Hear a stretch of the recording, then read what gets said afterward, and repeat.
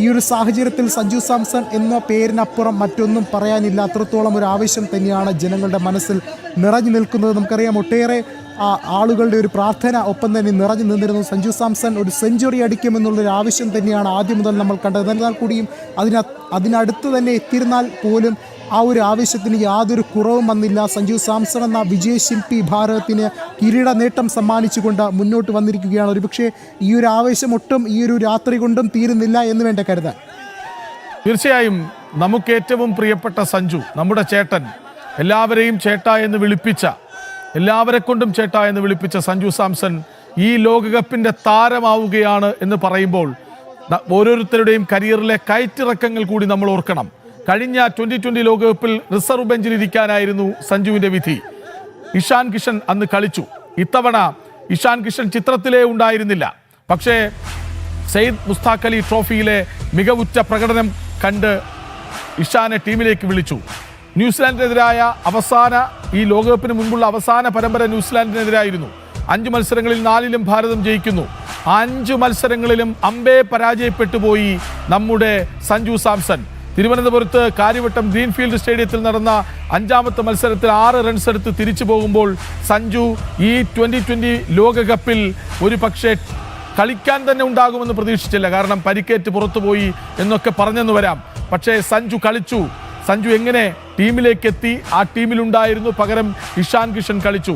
അന്ന് കാര്യവട്ടത്ത് വെച്ച് സൂര്യകുമാർ യാദവ് മത്സരത്തിൻ്റെ ആദ്യ പകുതി പൂർണ്ണമാകുമ്പോൾ കീപ്പറായി തീരുമാനിച്ചത് ഇഷാൻ കിഷനെ ആയിരുന്നു.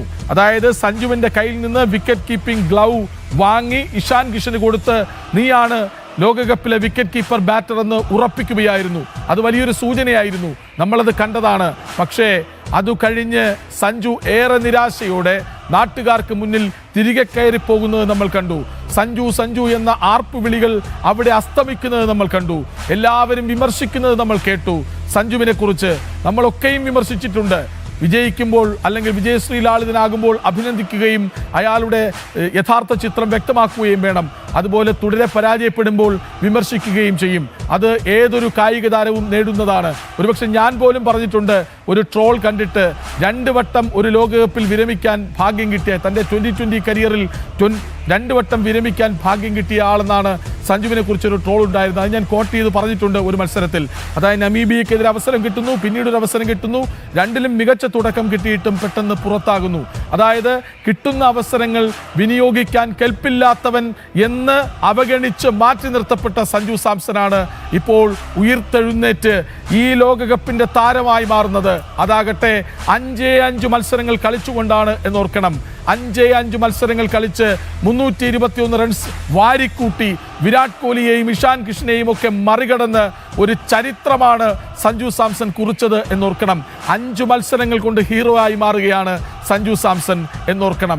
എന്തൊരു മികവാണ് അയാളുടെ ബാറ്റിൽ നിന്ന് നമ്മൾ കണ്ടത്.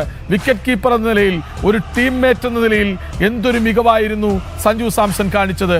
അങ്ങനെ പുറത്തിരിക്കപ്പെട്ട താരം, ലെഫ്റ്റ് ഹാൻഡഡ് ബാറ്റർമാർ ആദ്യ 3 പേരും ക്രീസിലേക്ക് വന്ന് പരാജയപ്പെട്ടു പോയ കാരണത്താൽ സഞ്ജുവിന് ഒരു അവസരം കൊടുക്കുകയായിരുന്നു. അതായത് അഭിഷേക് ശർമ്മ തുടരെ പരാജയപ്പെട്ടു.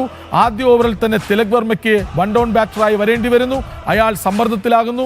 അങ്ങനെ അഭിഷേക്, ഇഷാൻ, തിലക് വർമ്മ, ഈ 3 ബാറ്റർമാരിൽ ഇഷാൻ മാത്രം വലിയ ആവേശത്തിൽ കളിക്കുന്നു. പക്ഷെ മറ്റു 2 പേർ വീണുപോകുന്നു.